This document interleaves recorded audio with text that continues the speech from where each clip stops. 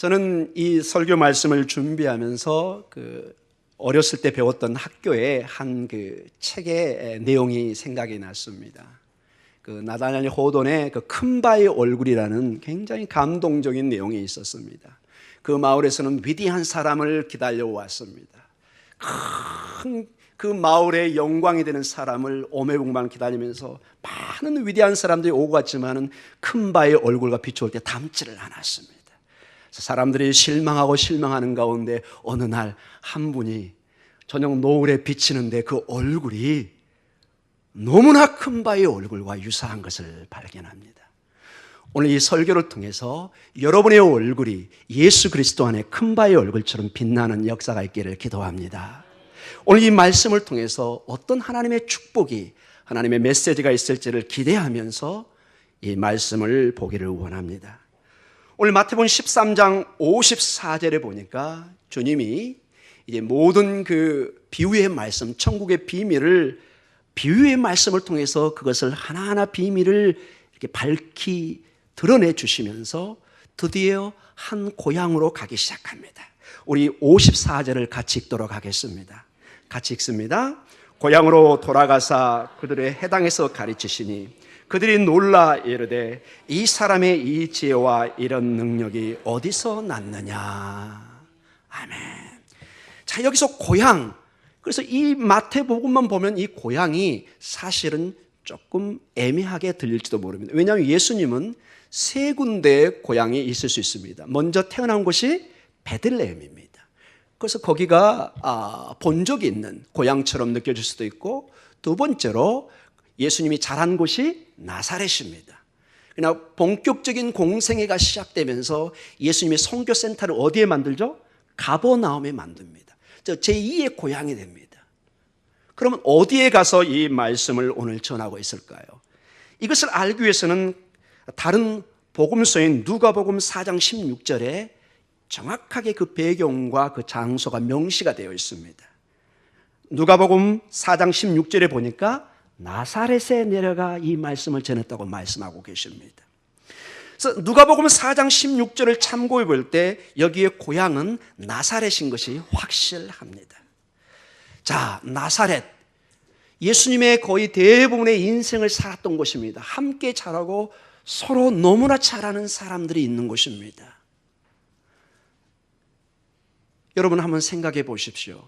여러분이 늘 코올리기로 같이 자라고 김치도 먹고 깍두기도 먹고 정말 수저 몇 개가 있는 것도 다 아는 그런 처지 속에서 그냥 평범한 한 아이가 자라서 나가서 유명해집니다. 사람들이 갑자기 놀라기 시작하고 그의 가르침과 능력에 와우 합니다.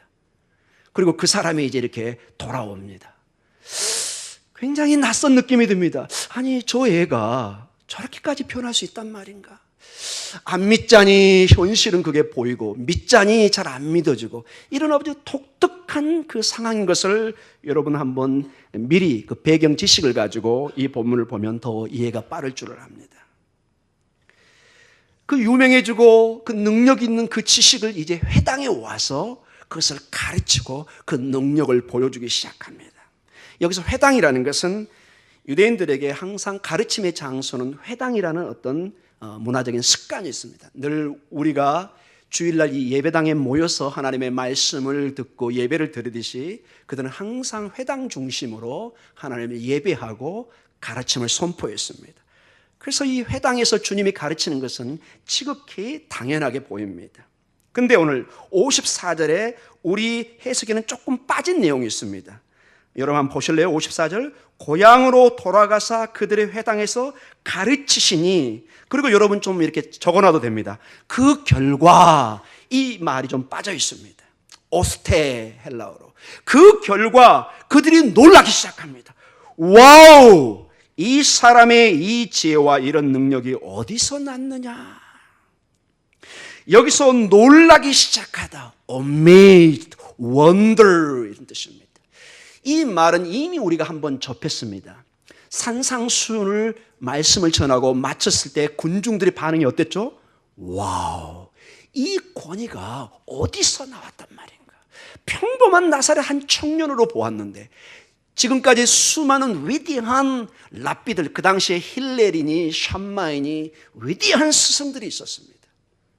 그 스승들의 가르침과 어떤 면에서 전혀 다른 권위로 그들의 폐부를 찌르는 말씀을 주셨을 때 그들이 놀라기 시작합니다.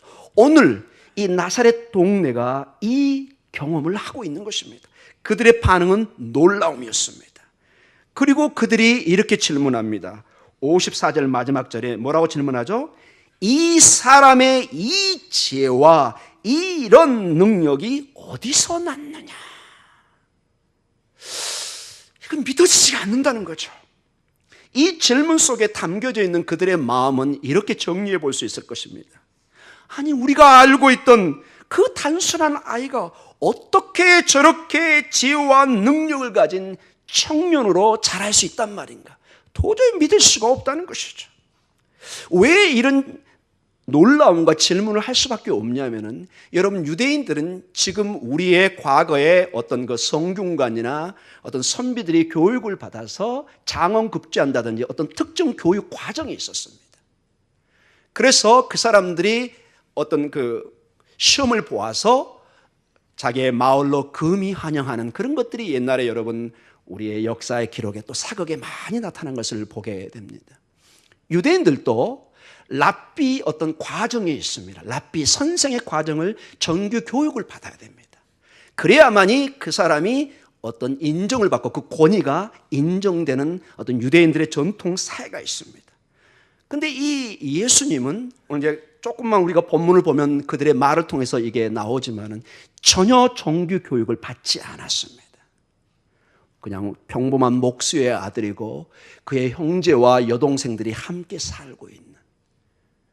그래서 어떻게 이런 단순한 청년이 이런 지혜와 말을 하고 이러한 놀라운 능력의 일들을 할 수 있단 말인가? 이게 강하게 지금 그 배경에 깔려 있습니다. 여러분, 계속해서 이 사람들의 그 초점과 그 마음과 중심 마음을 한번 봐보십시오. 이들은 예수님 안에 하나님 나라의 비밀과 하나님의 권세와 생명이 있는 것을 더 이상 보는 것이 아니라 그들의 선입관념 속에서 계속해서 눈에 보이는 그들의 환경과 형제 자매와 아버지의 직업과 그 사람이 무엇을 했는가, 인간적인 세상의 눈으로만 계속 집중적으로 보고 있는 것을 우리가 알 수 있습니다. 어떻게 알 수 있느냐? 13장 55절과 56절에 그들의 말을 들어보면 정확하게 그들의 마음을 읽어낼 수가 있습니다. 우리 55절과 56절을 같이 읽도록 하겠습니다.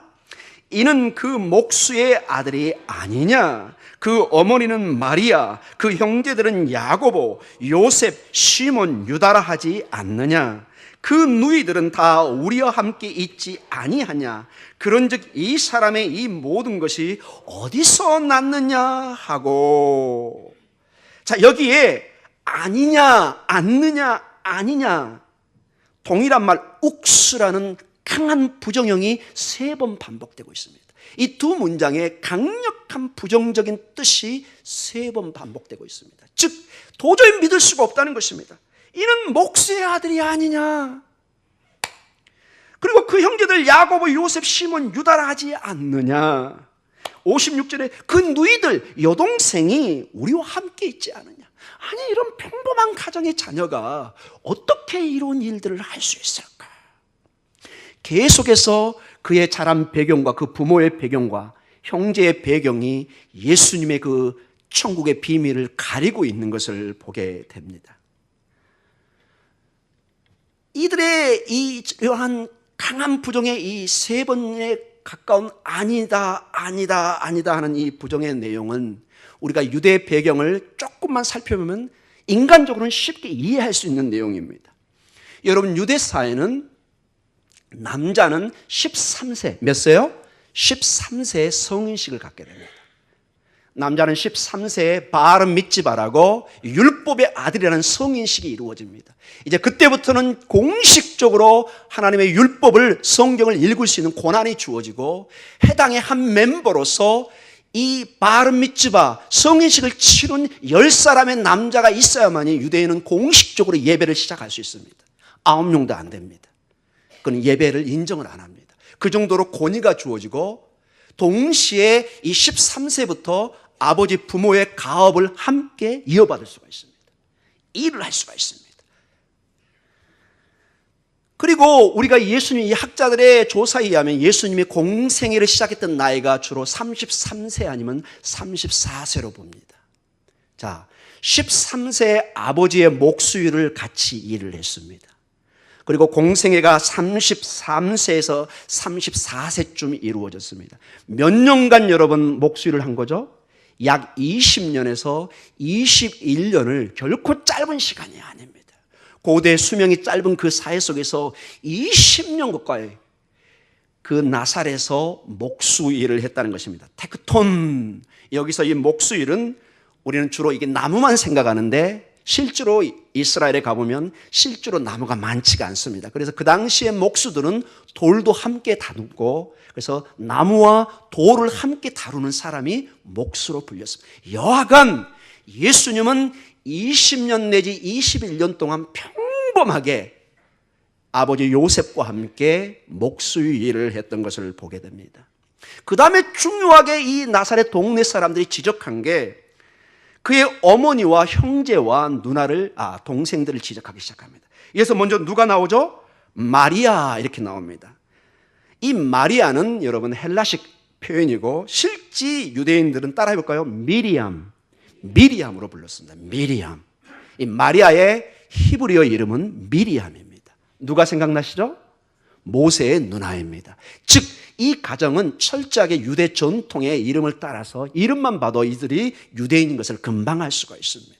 어머니가 이 미리암이 함께 살고 있고, 그 다음에 여기 형제들이 나오는데 특별히 두 사람을 우리가 주목해 볼 수 있습니다. 먼저 야고보가 나옵니다. 야고보. 이 야고보는 사도행전 12장 17절과 사도행전 15장 13절에 보면은 예루살렘 교회의 공회의 주요 대변자로 변해 있는, 베드로와 함께 교회의 대표자로 공식적인 어떤 대변자가 되어 있는 중요한 인물인 것을 알게 되어 있습니다. 그래서 여러분, 우리가 알 수 있는 것은 이 야고보도 예수님이 살아 생전에는 예수님을 잘 몰랐던 것을 우리가 짐작해 볼 수 있습니다. 그러나 예수님이 죽음에서 부활하고 승천하는 모습을 목도하면서 이게 단순히 내 형이 아니구나, 하나님의 아들이었구나, 큰 회심이 이루어지고 교회의 핵심 멤버가 되어 있는 것을 보게 됩니다.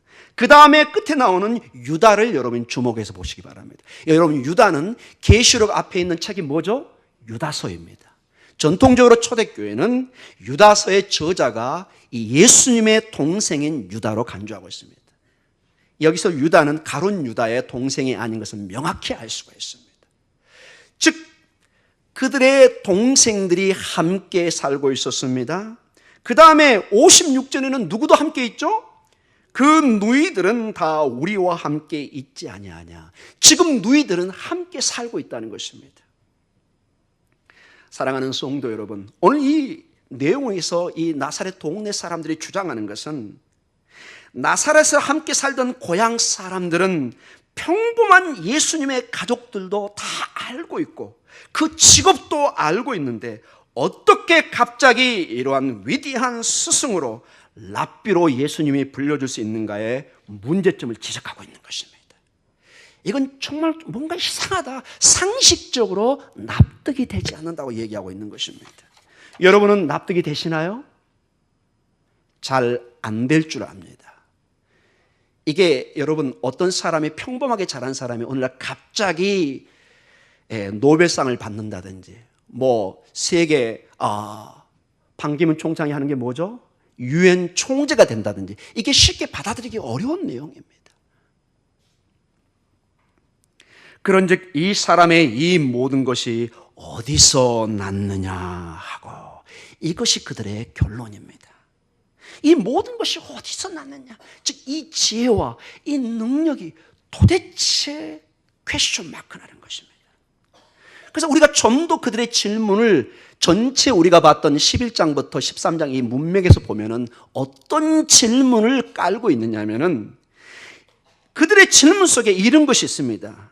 이 예수의 이 놀라운 지혜와 이 능력들이 과연 하나님께로 나온 것인가, 아니면 사탄 바알세불로부터 나온 것인가 하는 질문까지 연결되고 있는 것입니다. 즉 그들의 결론은 하나님이 아니라 사탄이 예수님에 뒤에 있다고 결론을 내리고 있는 것을 우리가 알 수 있습니다. 어떻게 알 수 있을까요? 바로 13장 57절을 보면 충분히 유추할 수 있는 단어가 나옵니다. 우리 57절을 같이 읽도록 하겠습니다. 예수를 배척한지라 예수께서 그들에게 말씀하시되 선지자가 자기 고향과 자기 집 외에서는 존경을 받지 않음이 없느니라 하시고. 아멘. 자, 그들의 놀라움, 와우 하는 이러한 경이로움이 우리가 바라기는 예수님을 믿는 그런 놀라운 신앙으로 변하기를 원하는데 그들은 예수님을 뭐 한다고요? 배척합니다. 여기서 이 배척한다는 말은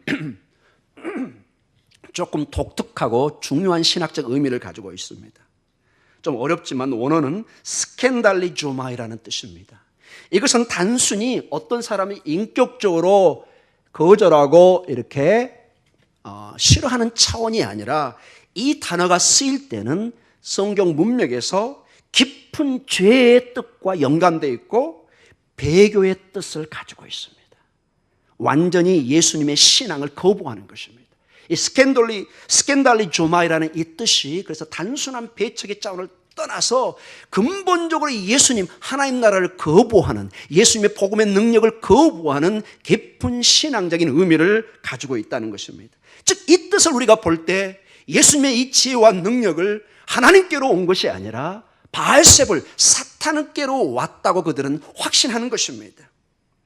그래서 여러분 여기 보면은 어떤 그 내용이 구체적으로는 나와 있지 않지만 누가복음 4장 29절에 보면 놀라운 반응을 나타냅니다.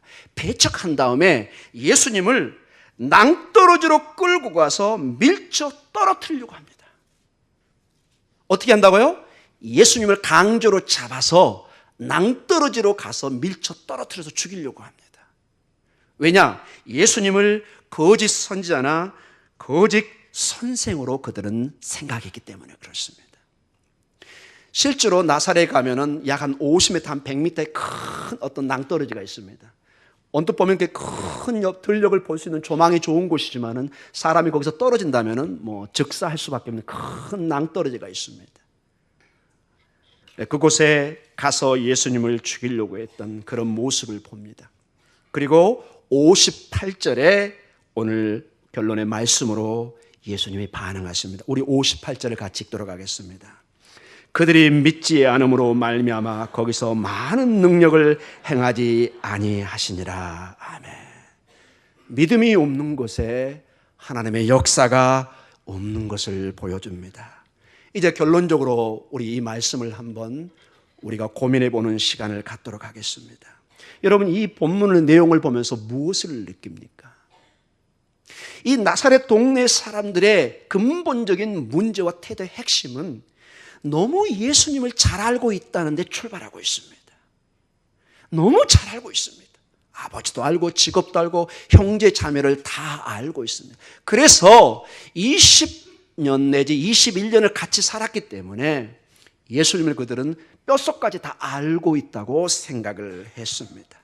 그들의 선입관이, 그들의 인간적인 생각들이 예수님의 비밀인, 하나님의 비밀인 예수 그리스도 천국의 그 생명을 보지 못하도록 방해하고 있다는 것입니다. 사랑하는 성도 여러분, 지금 우리의 삶에 무엇이 우리의 믿음의 삶을 방해하고 있습니까? 무엇입니까, 여러분? 우리는 너무나 많은 물질 만능 세상에 살고 있어서 수많은 것들이 우리를 감싸고 있습니다. 솔직히 21세기는 하나님이 그렇게 필요하지 않는 것처럼 보입니다. 전화 한 통하면 바로 미국에 연락할 수 있습니다. 거의 우리의 현대 문명은 하나님과 같은 능력을 가지고 있습니다. 달나라에서도 서로 여기 지구의 어떤 지구국과 연락도 할 수 있습니다. 거의 하나님 수준입니다. 그리고 특정 부자 지역에 가보면은 전반적인 느낌이 예수님의 다시 오심을 별로 좋아하지 않는 것처럼 보입니다. 지금 열심히 부동산 투자하고 지금 집안이 부자가 되어가고 있고 잘 살고 있는데 이때 주님이 오시는 것은 매우 불편하게 느껴집니다.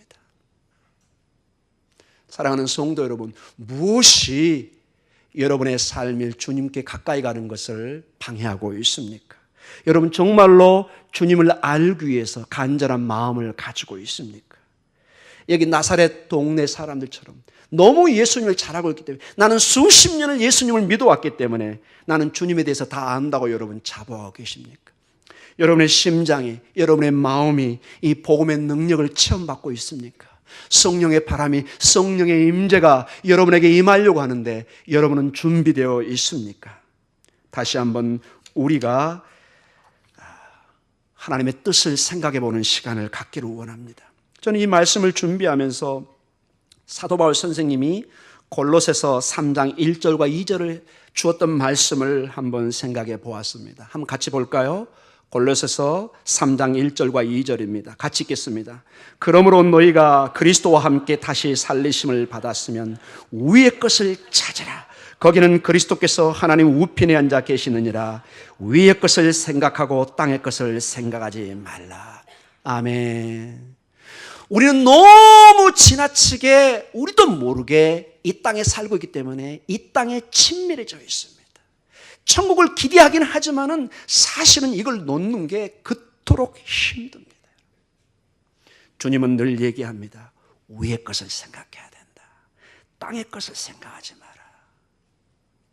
니고데모가 얘기합니다. 거듭나야 네가 살 것이다. 아노텐, 동일한 단어가 나옵니다. 아노, 텐. 위로부터 하나님의 역사, 위의 것을 통해서 너희가 변화된다고 말씀하고 계십니다. 사랑하는 성도 여러분, 우리는 이 땅에 최선을 다해서 살아가지만 항상 우리의 본향이 위에 있는 것을 생각하셔야 됩니다. 너무 이 나사렛 동네 사람들처럼 이 땅의 것을 품을 때 반드시 이것은 떠나가게 되어 있습니다. 위의 것을 생각하지 않고 준비하지 않은 사람은 나중에 반드시 후회하게 되어 있습니다. 그래서 우리는 은혜의 방법을 다시 한번 생각해 봐야 됩니다. 우리의 일상에 하나님 나라가 와 있고 여기에 소중한 생명이 와 있는 것을 반드시 보셔야 됩니다. 나사렛 이 동네 사람들이 오늘 예수님을 거절했던 이유는 사실은 굉장히 간단합니다. 뭐였죠, 여러분? 예수님이 너무 평범하다는 거예요. 예수님이 좀 부잣집 아들이나 왕의 아들로 태어나야 되는데 너무 평범한 아들이에요, 여러분. 물론 여러분, 이 목수일이 천한 일은 아닙니다. 그렇다고 귀한 일도 아닙니다. 그저 그런 일입니다, 여러분. 그들이 생각했던 메시와 그들의 하나님의 아들은 이렇게 태어나면 안 되는 것입니다. 이미 그들은 선입감을 가지고 있습니다. 예수님이 말구에 태어나도 안 되고 목수의 아들로 자라도 안 되고 이렇게 평범한 형제를 가져도 안 됩니다. 뭔가 빛과 번쩍하는 그런 형제 자매들, 그냥 막 람보르기를 타고 다니는 그냥 막 그런 집안에서 태어나야 되는데 이거는 너무나 가난한 집과 형편없는 가문처럼 보이는 것입니다. 평범함 속에서 그들은 메시아를 발견할 수가 없었습니다. 불가능해 보였던 것입니다. 그러나 여러분, 성경을 통해서 보면은 하나님의 권능은, 하나님의 영광은 이러한 약함 속에서, 평범한 속에서 일어날 수 있다는 것을 보여주고 있습니다. 하나님의 영광은 이러한 낮아짐과 연약함 속에서 시작됩니다. 이것이 우리 기독교의 중요한 진리이고 선포입니다. 우리는 고린도후서 12장 10절을 통해서 사도 바울의 유명한 고백을 듣게 됩니다. 우리 같이 한번 읽어보겠습니다.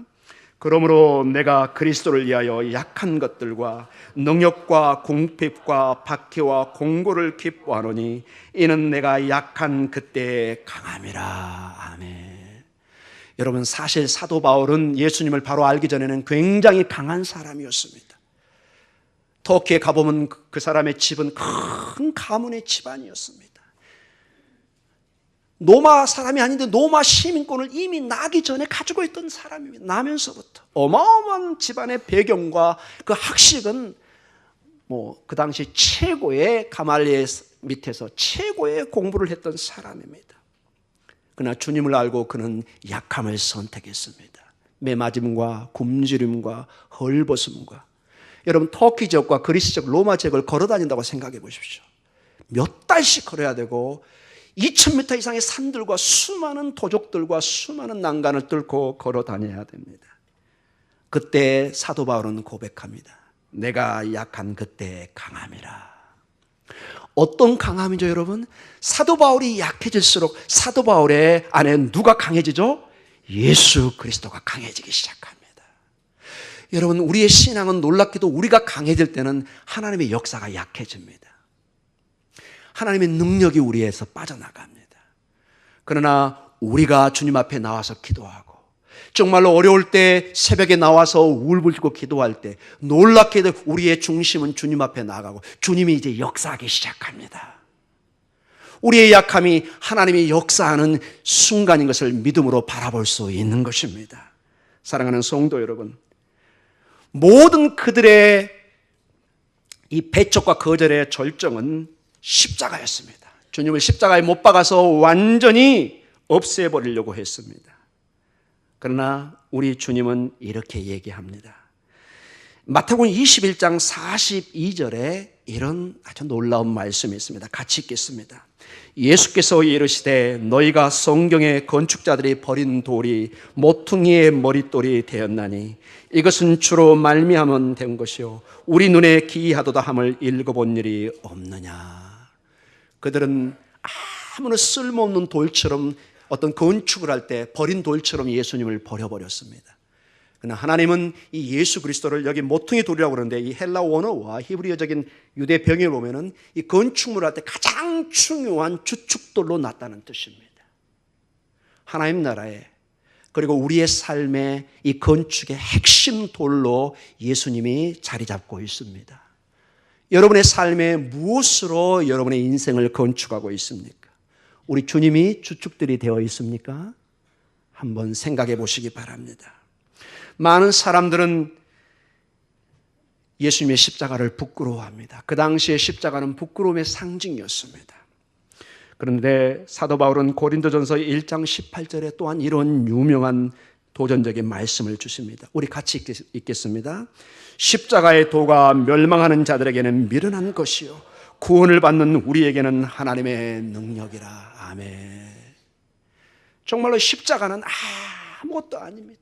저주의 상징이고 그 당시에 부끄러움과 모욕의 상징이었습니다. 유대인들은 다 십자가를 원치 않았습니다.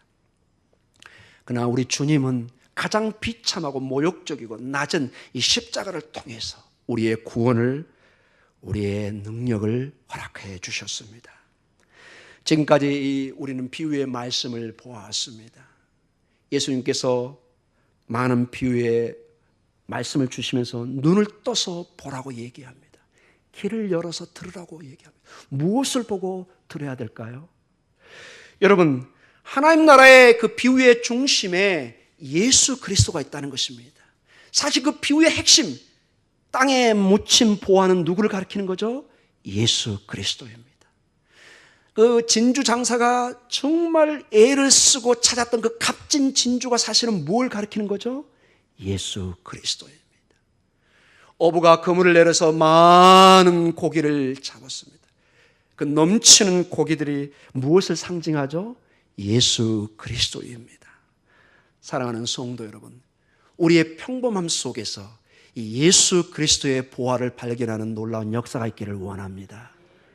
금바의 얼굴처럼 멀리서 위대한 그러한 사람을 찾는 것이 아니라 바로 내 옆에 성실히 살았던 그 한 사람을 통해서 어느 날 금바의 얼굴을 발견하게 됩니다.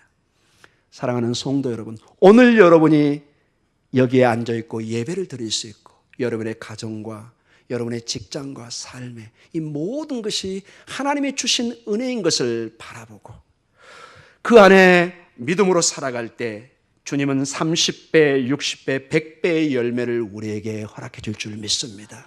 감사하는 자에게, 믿음으로 반응하는 자에게 주님의 능력이 역사할 줄 믿습니다. 여러분이 오늘도 마음의 믿음의 문과 마음의 그릇을 준비하여서 주님의 축복을 받을 수 있는 그러한 믿음의 그릇을 준비하시기 바랍니다. 아무리 쏟아붓고 싶어도 그릇이 준비되어 있지 않으면 이게 넘쳐 나가버릴 수밖에 없습니다.